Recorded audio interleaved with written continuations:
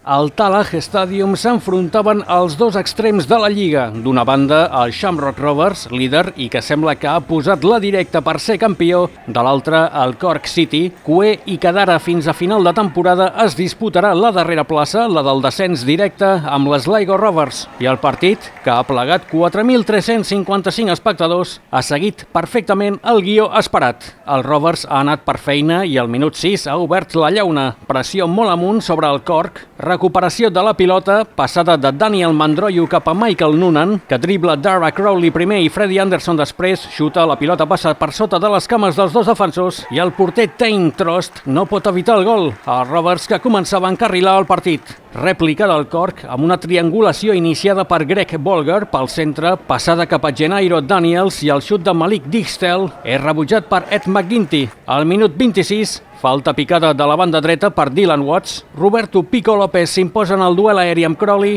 i remata de cap al fons de la xarxa. 2-0 per als de Tallaght. I només 3 minuts més tard, el Rovers amplia el seu avantatge. Trevor Clark, del mig del camp, passada l'espai per Noonan, que entra a l'àrea i supera Trost per segona vegada. Els Hoops haurien pogut marcar el quart després d'una falta en planxa d'Ivan McLaughlin sobre Clark, però el xut de Mandroiu ha sortit molt a prop de l'escaire, essent la darrera acció de la primera part.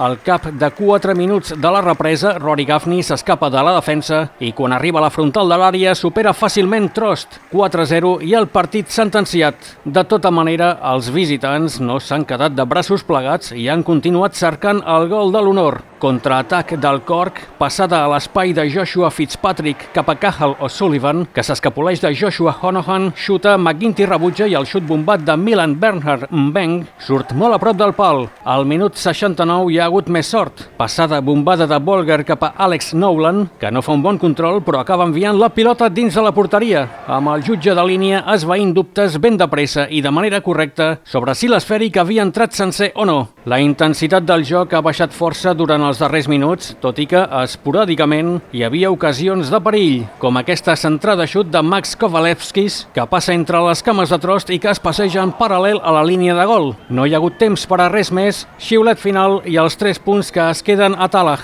El Rovers és encara més líder i sembla que serà molt difícil que algú els pugui atrapar perquè tenen 11 punts d'avantatge sobre el Drogheda i 12 sobre el Bohemian, tot i que els de Phibsborough han jugat 2 partits menys. Pel que fa al Cork, tot i que no ha fet un mal partit, és cuer amb 13 punts, a 2 de la plaça del play-off del descens, ocupada per les Sligo Rovers, i a 13 de la salvació, per la qual cosa molt haurien de canviar les coses per acabar la temporada de manera tranquil·la.